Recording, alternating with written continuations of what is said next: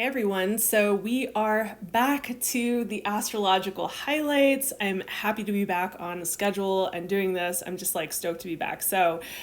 This normally goes for the first half of the month of October, but because so much is happening and I just realized it's just going to be such a long video, even though it has timestamps and there's just so much to go through, I'm breaking the first half of October into 2 weeks. So we're going to have a weekly forecast for the first part of October. I may do that for the second half as well, just because we're going into eclipse season. We're going to have two eclipses in the latter half of the month. We'll get to that though. So anyhow, thank you guys for understanding about last month. Thanks for your patience understanding all the family stuff I had going on. Let's get into it. If this is your first time joining me, welcome. This is going to be all tropical astrology. So if you are looking for sidereal, I eventually would like to do that. I just don't really have the time right now. So let's dive into it. So this first chart that we're looking at is going to be for October 1st, but actually we would say the 1st through the 2nd. So 1st through the 2nd, we'll be experiencing like this kind of moving into the 2nd, I would say. So not maybe the entire day, but I'm going to say it's going to color the 2nd, right? So we begin this month with clarity being a little bit obscured, maybe more than a little bit. We have Mercury that is going to be opposing Neptune, and so we have that opposition right here. And they're both in their home signs. Both planets are at home. In fact, Mercury is not only in one of its homes, but it's exalted here. So meaning it's just in one of the best places that it could possibly be. And it's out of retrograde. And so it's just kind of like has more of like all of its resources. Both planets have all of the resources to be able to do what they do. And if this were, let's say, a trine, which is a friendly, like free-flowing kind of aspect, we would see maybe more of how they work together very well coming, to fruition. But what we see here is it's a tense aspect. It's not an easy aspect. So when we're looking at an opposition, it tends to like bring out some of the more challenging pieces of how these two planets interact, right? So both of them being in their home signs, again, this is kind of almost like a well-matched toe-to-toe. So this like watery, dissolving kind of Neptunian energy can make communication feel unclear, like especially in relation to others, because when we're looking at oppositions, we are also in part talking about our relationship to other people, right? What we draw in, how we project, all of these kinds of things. So it's as if we might also experience feeling maybe misunderstood because of this, right? We might feel misunderstood, or like our thoughts aren't really clear enough to formulate what we want to say and to be received clearly, right? And so, this can also, let me say this first. So this can also include either unconscious or deliberate deception. We're talking about a planet that has to do with communication, and one that can really have to do with obscuring things, right? And so you bring those together, and yes, it can be people obscuring the truth in their words, being a little bit sly in the way that they're kind of almost like slippery in the way that they kind of word things, or telling half truths or just enough truth, or things like that, like purposely trying to keep from being completely seen, right? So or have things be completely clear, and just on that note, my second thought to that, they were coming in at the same time, but my second thought to that is like, look, it serves no one when we sugarcoat the potential shadow sides of planets, right? Nor is it helpful to take this information and go to extremes, right? So we're not sugarcoating, we're not going to extremes. The thing is that, planets, all of astrology has things that we would consider beneficial and more ideal, and other things that we would consider less ideal, and things that we typically might not really experience as being pleasurable, right? And that's just life. It mirrors life. That's the cool thing about astrology, is that it mirrors life, right? So, and also just like with the going to extremes, this information, when I give this information, the reason I do this is because I give it as a heads up, the kind of heads up that I would want. Before I started studying astrology, like I would have wanted someone in my life to tell me these things, and the kind of heads up that I give to friends. So, just like, let's take that heads up and see like how or what we can do with this information and be more prepared or more conscious about the way that we work with it. In other words, let's apply this intelligently. Like, somebody out there will probably hear that I said deliberate deception, and they'll just run with that. Like, people are lying to me today, right? So let's just stay away from that. Let's be intelligent. So anyway, back to the Mercury and Neptune. So this energy can feel confusing, or we, might want to like keep in mind in the back of our head that we might be having an inaccurate perception about what is occurring or what's being said, right? We could also be deluding ourselves, like be delusional about what's actually so. And just like on that note, also like stuck in wishful thinking versus what reality is. And therefore we might have a hard time distinguishing truth from fantasy.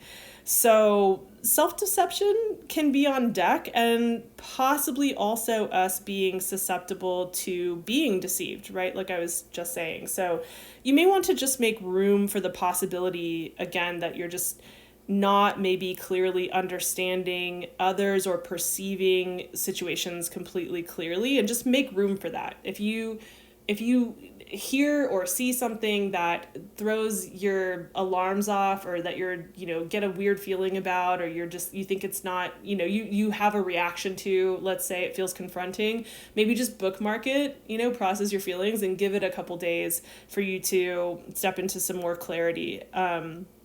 So, and just also I like to try to give some how we can be practical about how we utilize the astrology. So I might suggest maybe saving important conversations for another day. And also just understand that if you're frustrated, perhaps with not being able to have full access to the kind of focus that you normally have or that you need to work on a project, let's say, you may just need to put your energy into tasks related to that project, for instance, that don't require you needing to have like a sharp mind and like pinpoint focus and clarity, right? At least something to look forward to is like the kind of clarity and pinpoint focus that you're going to have probably come up on October 3rd, which is the next chart that we're going to look at. All right, so October 3rd is where we are, and this is actually starting a few minutes before midnight from the 2nd, right? And the reason I say that is so that for those of you who might be tuning in from, say, another time zone, like for instance the UK, this would be kicking off your morning, lucky you.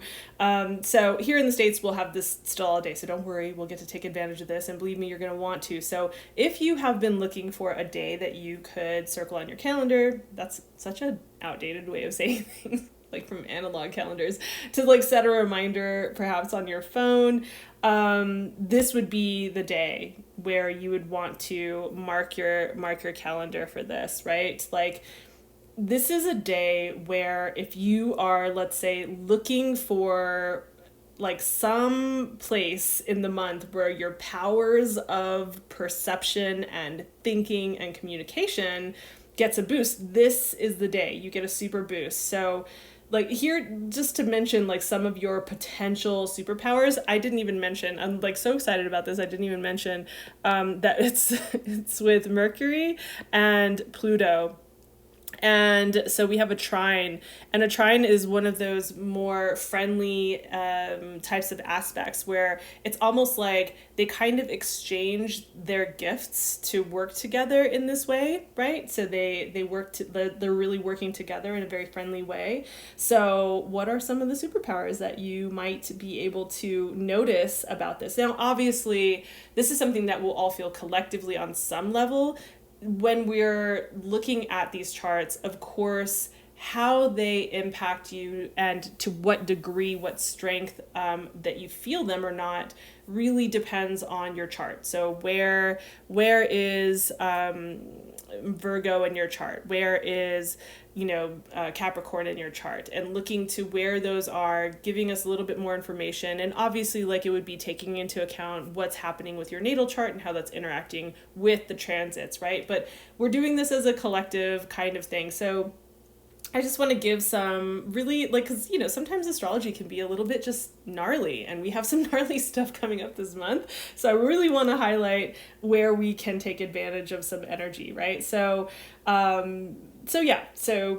you might notice, right, that you have the capacity to really write and express ideas and thoughts in a compelling way, right? So we're looking at this and the compelling part we have here, right? So and we might also like notice that with that we have the ability to be persuasive in our debates or our arguments or our presentation of ideas.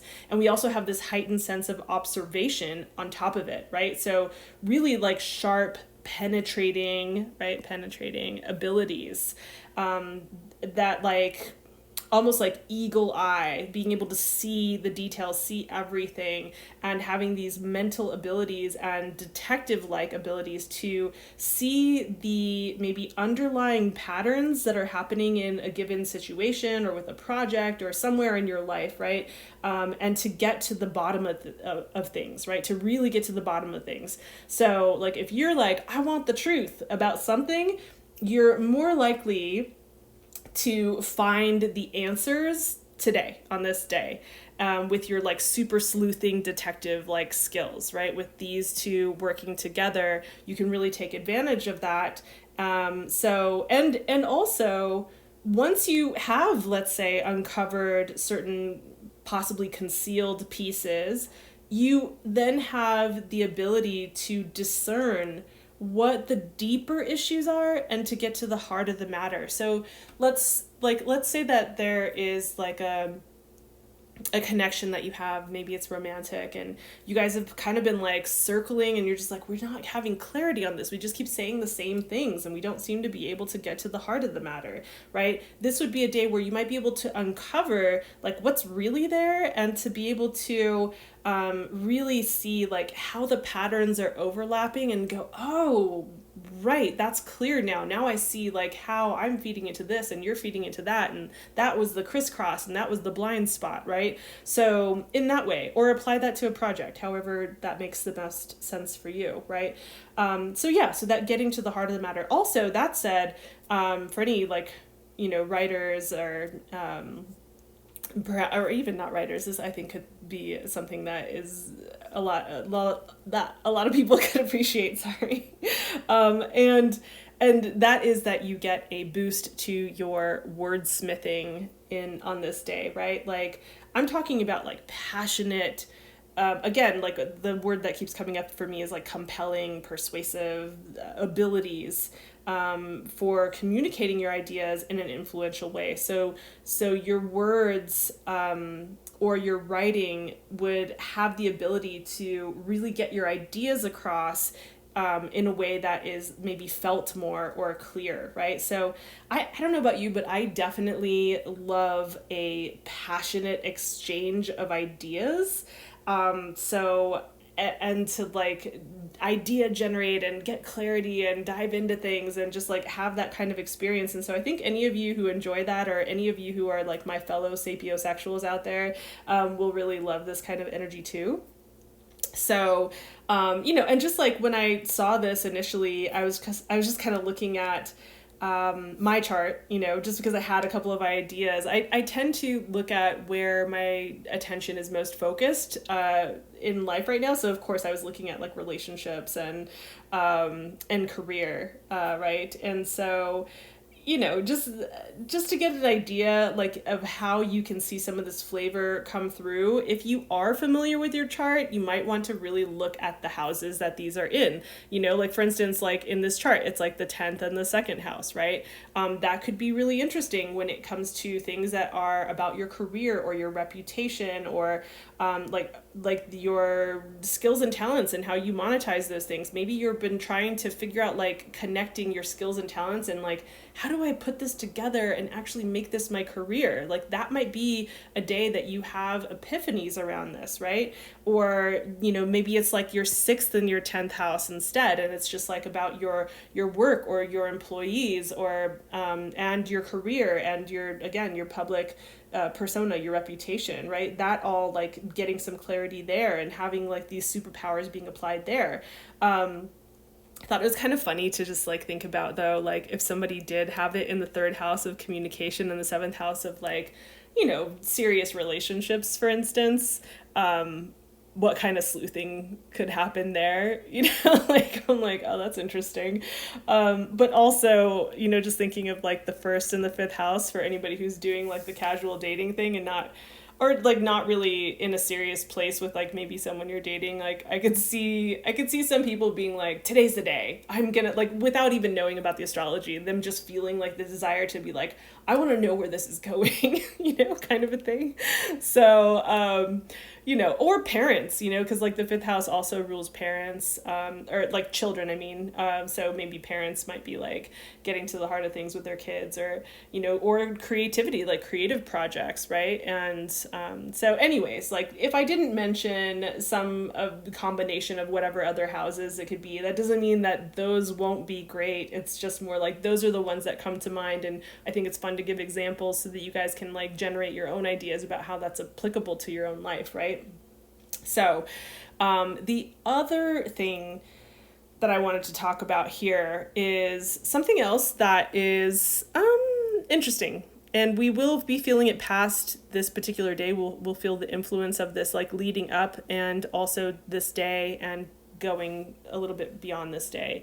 And that's going to be this here, the South Node and Mars being conjunct, right? So, you might really actually appreciate this boost if you're just all of the examples I was just giving, right? Like just in the ways that it can really be beneficial and we can apply that to our lives.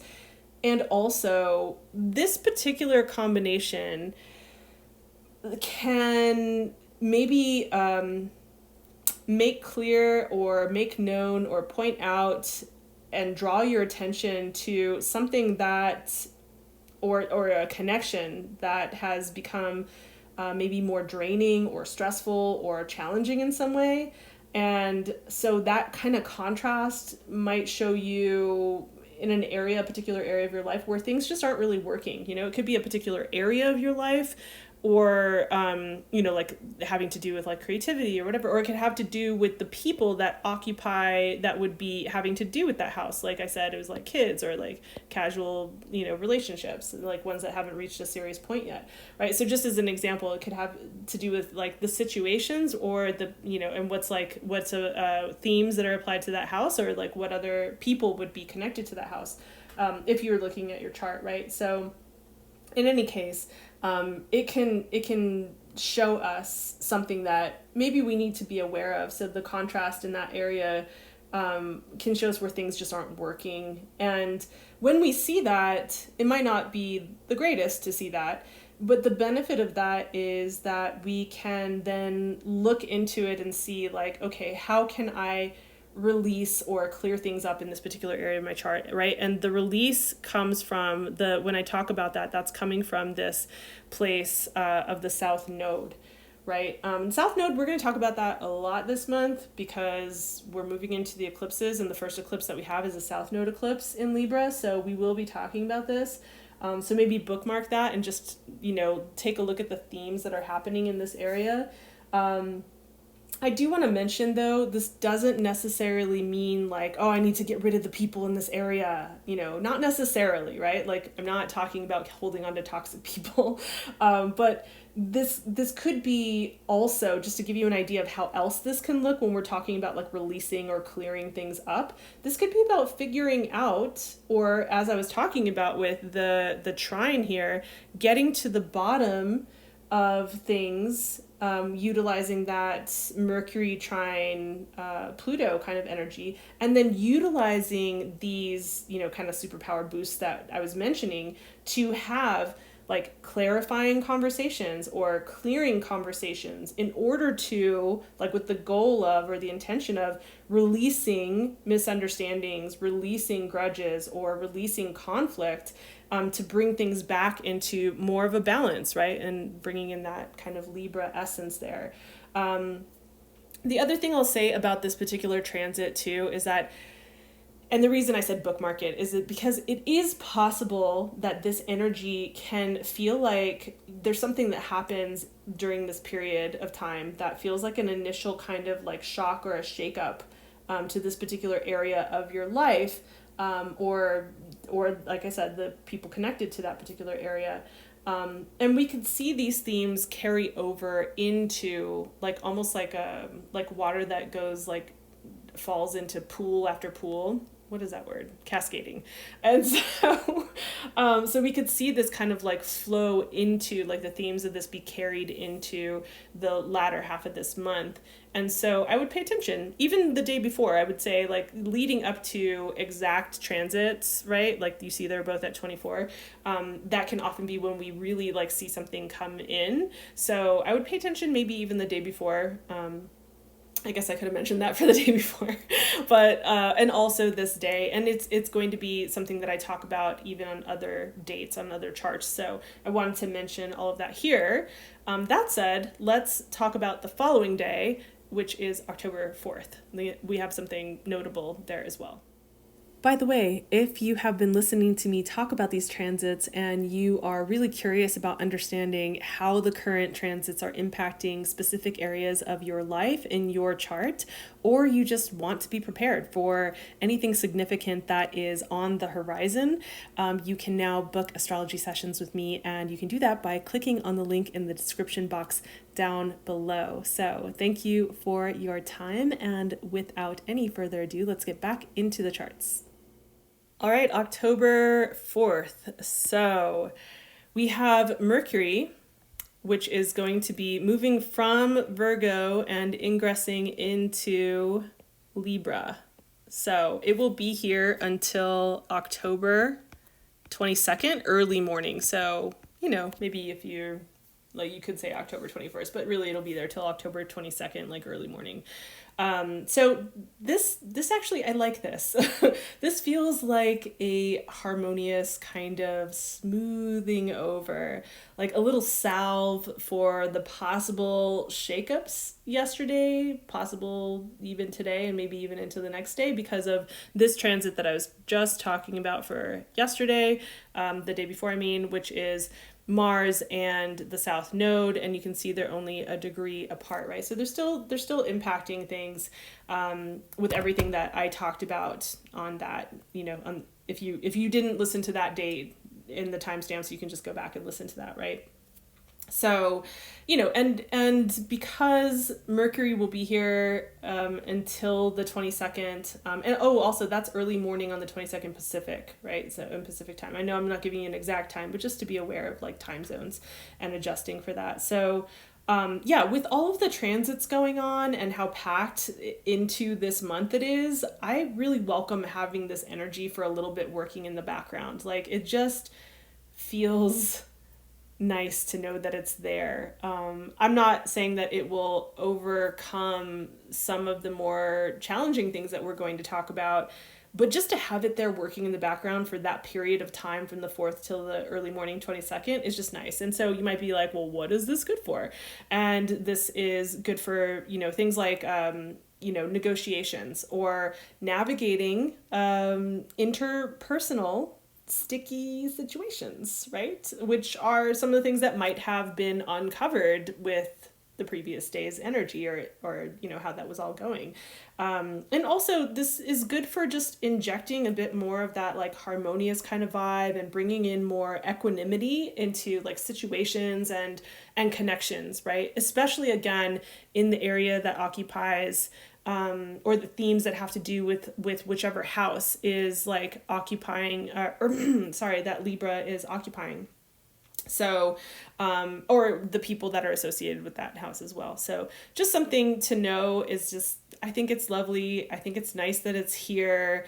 And given how maybe a lot of energy could have been going on the previous day, it could have been a lot of really great energy. It could have been like both great and also a little intense, who knows, but it's just, after all of that excitement kind of, we could say, having this day just feels like there's a softer essence that kind of comes in that I like. And obviously it's, again, it's not all of the astrology, but we are doing astrological highlights.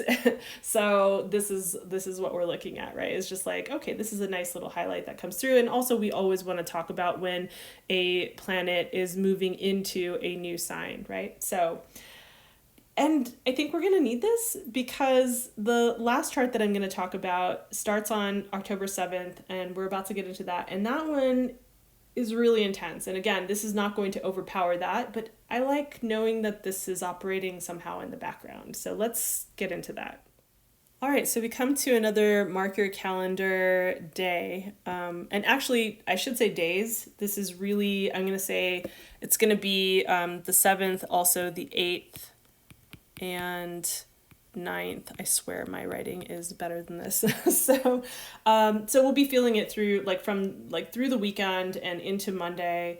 And really it's going to start up on the 7th. It will be exact on the 8th. So this is another one of those ones where I'm going to say like mark your calendars, put it in your calendar, put it in your reminders or something like that. I'm also just going to say I'm just going to put this sign up here. It's my caution symbol. So this is definitely something that is a cautionary weekend.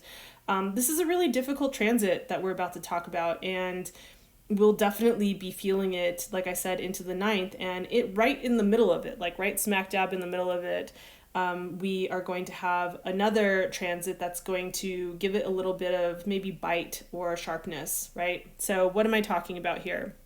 I'm talking about Mars and Pluto being in square. So as we know, squares are difficult aspects, right? They kind of almost bring out like the most challenging aspects and bring in a lot of tension between two planets, almost like the most challenging. It's like them arguing the worst parts of themselves, right?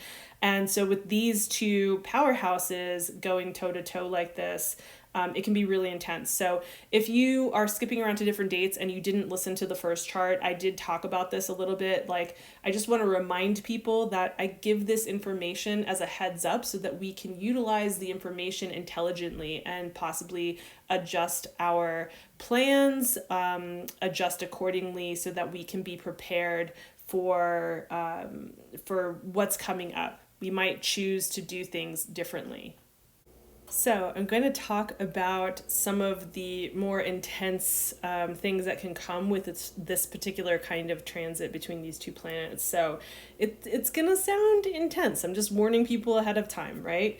And then after I talk about the intensity, we will talk about how you can work with this practically, what kinds of things you can do to hopefully mitigate some of this or to sidestep some of it as much as possible. So this kind of intense clash can stir up extreme aggression on multiple levels, right? So we are talking about Mars. Again, when we're looking at this, we're looking at the planets in a square. They are almost like bringing out their most challenging aspects, and those are the things that are clashing, right?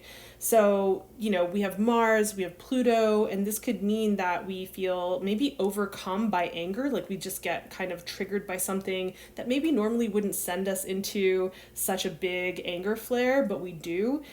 This can be like aggressive or hurtful language. It can feel like you're ready to just boom, drop, at the drop of a hat, just ready to fight. And, not necessarily physically, but yeah, maybe physically, but like with your words even, or being like extremely competitive, like in a non-healthy, toxic type of way. So in fact, extreme everything really, but even like extreme with like risk taking in like physically dangerous or destructive ways.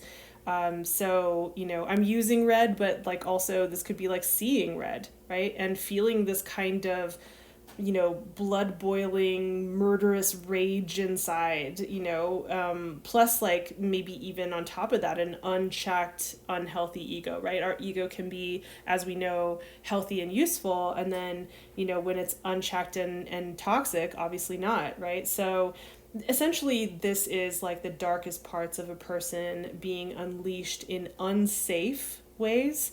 And just like that word aggressive comes through, like aggressive also, we are talking about Pluto, so aggressive or compulsive even, because of Pluto as well, aggressive or compulsive sexual energy, right?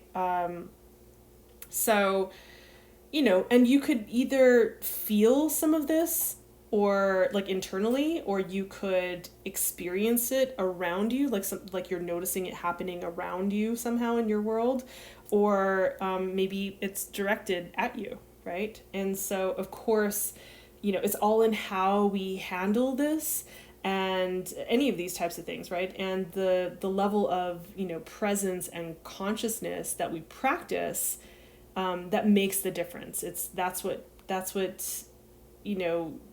helps us to be able to channel this energy, this kind of feeling or these feelings into a more constructive way as much as possible. So our presence, our consciousness, and how much we practice that, the tools that we have, those are going to be, really helpful with this. That, and also, again, like your natal chart, right? These are things that we might feel collectively, but also, depending on your natal chart, this could feel like it's really amplified in a big way. And also, depending on your natal chart, this could feel like there could be certain things in your natal chart that mitigate this energy, where it's not quite so intense, or at least it's not maybe felt so directly, but maybe it's more like, oh wow, you notice something happening outside of yourself to other people, right? That type of thing, right? So the other thing I wanted to say is like this can also stoke power struggles, like those kind of power dynamics, and so that's another thing I wanted to bring up. Either way, this is all just really intense, right? And so this intensity, also desire, right? So, and control. Sorry, I don't want to forget these things because I think it's all applicable, or like, applicable, yes, but I mean, it all, I think is related to what we're talking about here. So yeah, it could increase like the desire that we've had to maybe exert control in a particular area of our lives, or over particular people, or in a particular relationship or a connection of some kind, right? So obviously this can be really overwhelming, to say the least, and there could just be a really strong desire to just do anything else that you can to just avoid any kind of like harsh truths or shadows that are being excavated by this connection, with like Pluto, just like from the deep, right? Bringing these things up, right? So obviously that's a lot. So take a deep breath and, like just for a moment, if you need to pause. But I have also suggestions for how we can work with this. Of course, I'm not going to leave you with just that. So how can we work with this practically, right? What's the good of just knowing about this just to know about it? So are we going to just like hide under the covers all day, right? So if you feel these intense energies, I would say one really good way to prepare for this is to be ready with healthy outlets to channel this really intense energy into, right? So normally when I'm talking about things like that, channeling energy and having like a healthy channel for where to put like Mars-like energy, I'd say, hey, like do something that really pushes your body physically, like in the gym, or, just things of that nature, like rock climbing or whatever, right? But in this case, I would say, given the very real possibility for injury, I'd say moderate that suggestion. So maybe instead of something with that intensity, you can channel it still in a physical way, because Mars is very physical, and so we can really expel a lot of energy when we're utilizing that physical component. It kind of like it gives the energy somewhere to go, right? And so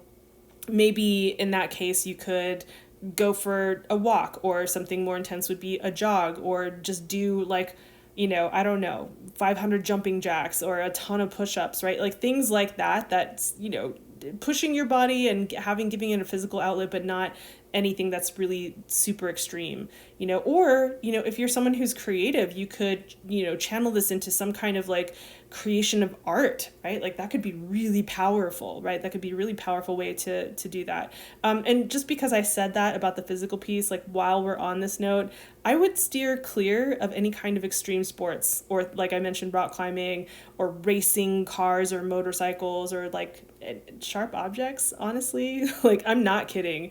Depending on, again, your personal chart and how this transit, is, it could signal, sharp pain or being penetrated by a sharp object. No joke, because of Mars having to do with like severing and cutting and things of that nature. So as one of the significations that are more on the malefic side, on the piece that's more challenging, again, that's not all that Mars is. Mars has great qualities. Pluto has really powerful, great qualities that can be utilized when that power is channeled in a different way. But we are talking about some really intense things here. So please keep that in mind. I say these things, again, not to scare people, but to have you be prepared. So, and just speaking of penetration, I know that this can be a little intense to say as well, but please be careful when you're out this weekend. Please be aware of your surroundings. If you're going to be out and about this weekend, like out at like, I don't know, some kind of event or a party or whatever it is, like please be aware of your surroundings, the people around you, who you're with, because this could also have other people just acting erratically, even friends of yours who aren't normally super erratic. It could. So you really want to be mindful about your surroundings and the people that you're around to be safe on all levels, like physically especially, but just I hope that is getting across here. I hope that point is clear enough without me going into any more detail. So if you have any questionably unsafe people in your life, as if it wasn't already something that is made clear by what I just said, but especially those who maybe in a normal sense tend to be more erratic or have anger issues, I'd avoid being around them or even communicating with them. I really would. So I'm making that as a very serious suggestion. It's something that I would do. Again, when I give these recommendations, it's because I look at that and go, well, that's what I would do. That's what I would avoid, right? So just utilize all of the tools that you have at your disposal for self-soothing, for being compassionate human being, and for having healthy, strong boundaries. Like Mars can create healthy, strong boundaries, right, when it's in its best. So, take this and just make sure that you stay as present as possible.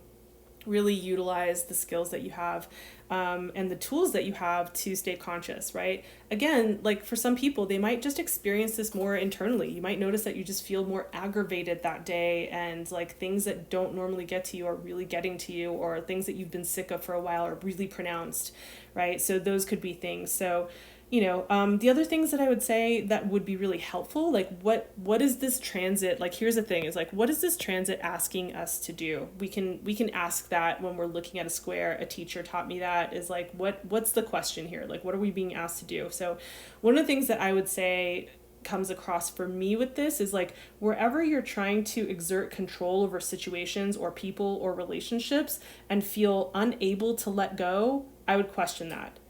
Like, just ask yourself, what would happen if you just didn't? Like, all of that energy and drive, that could be the key to you having more peace, to free up that energy for other things in your life. And like, sometimes I know that our desire to manage a situation can really just make it worse. And usually it comes from a place of fear of what we think will happen if we like let go of the reins, right? But we have to, just we have to accept that the more we push, the more exhausting it is, right? So it can make things worse pretty often. Like our desire to control a situation and micromanage it and have things go a certain way because we're afraid of what might happen can often just like make things worse, right? So sometimes when we just stop trying to control, it allows things to shift and come into like a more truthful place, right? To reset in a way that it needs to, and sometimes in ways that are even better than what we maybe wanted. Sorry about that. That's an alarm going off in the background, you guys. Wait 1 second. So and sometimes, better than what we wanted, but also sometimes in ways that, maybe not, that we're confronted by, or the thing that we were scared of. Either way, whichever way it goes, you can't know how it's going to go, right? You can't know for sure, for certain. And it's either way, it's unsustainable.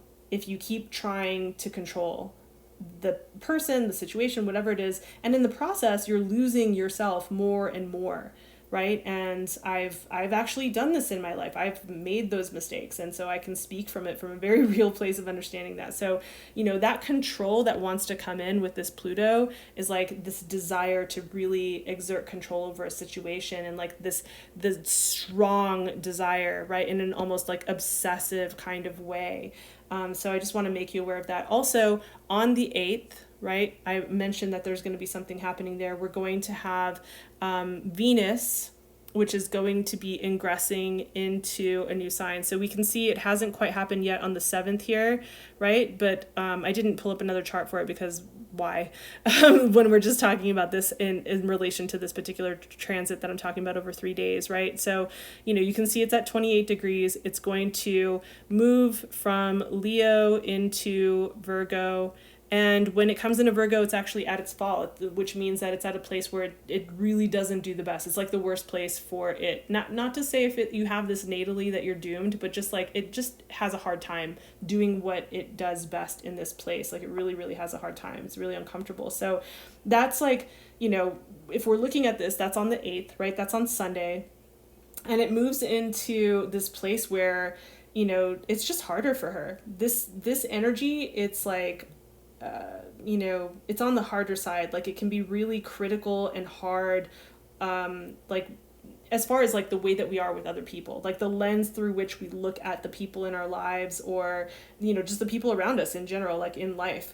We can be harder on them. We can be more critical. Like we are, like the details that we normally barely notice feel like they're just magnified and they can't be ignored. So, keep that in mind, that while we're in the midst of everything I just described in this transit, that could add a little, kick to it. So, try to give people a little bit of slack, try to be a little, if you're feeling annoyed, if like if for some reason you hear someone chewing their gum across the room, and it feels like you want to throw something against the wall, maybe just take a breath, go for a walk, but just try to give people a little slack. I'm not talking about the dangerous and toxic ones. I am talking about just like in general, like the well-meaning or the people in our lives. So I hope that this feels helpful. I hope that this was insightful. I hope it prepares you. Like we had some cool stuff. We had some interesting stuff. We have definitely some intense stuff. I don't necessarily like leaving off our, like this on this cliffhanger of like this energy. But when I pick this back up for next week's forecast, as I said, I'm splitting this up differently this month. So for next week's forecast, I will pick up and we will be talking about how some of like the 8th and 9th plays into that week.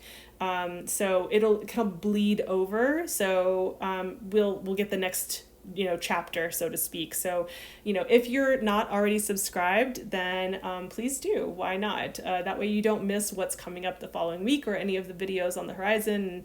And hit the notification bell so you don't miss it as well. So, and if you did get something from this, if it does feel helpful, please give the video a like. It really does help me to tell the algorithm gods essentially that it's worth being put in front of other people's eyes. So it helps me get reach. It helps me be seen as I'm trying to build this channel. So thank you for your time. Thanks for being here. Thanks for your patience, you guys, again, about last month, and just really appreciate you guys so much. And I will see you in the next video.